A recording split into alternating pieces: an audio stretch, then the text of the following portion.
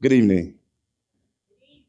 Uh, again, my name is, I'm actually a pastor, Pastor Bobby D. Rowe, and I'm also the director for FCA Fellowship of Christian Athletes for North Lake County.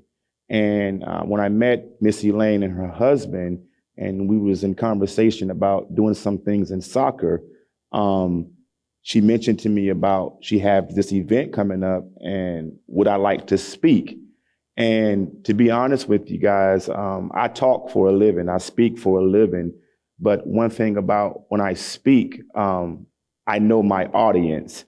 And so this is a unfamiliar audience to me, but I believe what I have to say will come across and you'll be able to understand what I'm saying. And again, I'm the director for FCA Fellowship of Christian Athletes for North Lake County. I have the privilege to work with student athletes and coaches across North Lake County, every public and private high school, middle school in North Lake County. I have the opportunity, or I get to go into those schools and talk to those student athletes and coaches about Christ. And so when Miss Elaine asked me, I said, well, how can my message relate to the stigma of mental illness or even suicide? And God brought it back to my remembrance.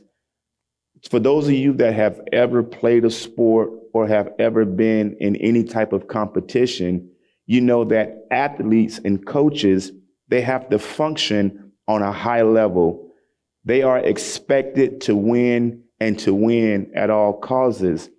And when an athlete, I'll just give you an example. There was a young man, their football team made it to the state championship game. And this young man had been kicking field goals and making them all year long. So their team was down by 3 points. No, they were down by 2 points. And they were driving down, they were driving, and they got within his field goal range for him to kick a field goal. And so the team had thought, hey, he's been making them all year. He's not going to miss it. Hey, we're going to win the state championship, right? So everybody's like, it's no big deal. Well, this chip shot, this kid, he missed the winning field goal. And so as he missed it, I watched him sob in the middle of the field. And I thought, I can only imagine how this young man feels with all of this pressure being put on him to kick this field goal so that their team can be state champions. And so with that, God brought it to my remembrance that as athletes, we put them on a high pedestal. We always expect them to be the best at their field. We always expect them to hit the winning bucket, to hit the home run, to make the winning shot, to score the winning touchdown. Well, what happens when they don't meet our expectations?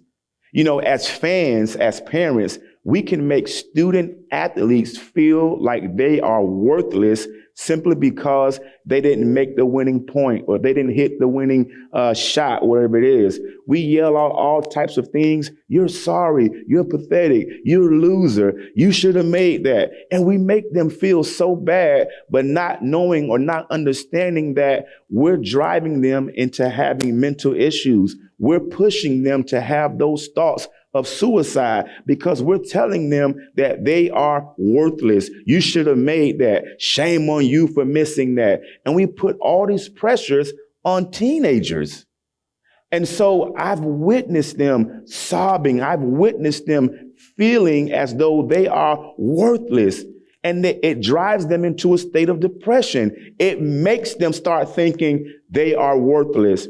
And so it's my job and my responsibility as the director of FCA that when I'm on the sidelines and I'm at these football games, basketball games, or whatever game it is, I make sure that when a player makes a mistake, I tell them, you're not defined by that mistake that you made. We all make mistakes. But glory be to God that we have an ability to rebound and to learn from our mistakes. And so what I would say to you as parents, as sports followers, When a player makes a mistake, when a player doesn't hit the winning shot, drops the winning touchdown, we have a responsibility on how we are to act or react in those situations, because you never know the mindset of a player when you say things like, you're worthless, you should have made it. And it's embarrassing because these are teenagers, and here we are adults making these teenagers feel like they're worthless. Listen, it's just a game. It's just a game. And so if we're not careful, we will drive that teenager into mental depression. We'll have that teenager wanting to commit suicide, all because they missed the winning shot. So what I do, I encourage teenagers that play sports, that are involved with sports. Listen, it's just a game. Life goes on. You win some, you lose some. It's important that you surround yourself with positive people that will encourage you, that will lift you up, that will motivate you in spite of your mistakes. Sometimes in life, a setback is a setup for something greater. Let me say it again. In life, sometimes a setback is a setup for something greater. Sometimes you have to lose in order to win. So with saying that, I just want to encourage you as parents, as fans, when you come across an athlete that has, lost the game, missed the winning shot, or whatever it may be, encourage them. Put your arms around them. Tell them it's going to be all right. Because it is going to be all right. The reality of it is going to be all right.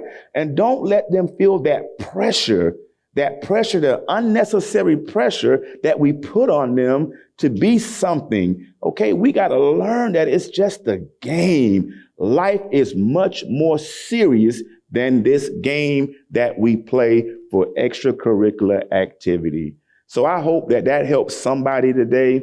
And I hope that as you watching games, listen, I'm a Florida State fan. Man, we had some rough years. And I feel bad for some of you Gator fans that just got beat. Yeah, I can't see because the light in my eyes, but I know some Gator fans out there. And Lord knows we're praying for you Miami Hurricane fans. But just remember, when you're cheering or you're at an event, be mindful of what you say to that athlete that's playing, because you never know what him or her is going through, what's on their mind. Your words have power. Stop and think what you say, because what you say has power and people hear it. Once you say it, you can't take it back. So be mindful of what you say. Miss Elaine, thank you for giving me these few minutes. I hope I helped somebody today. God bless you. Thank you.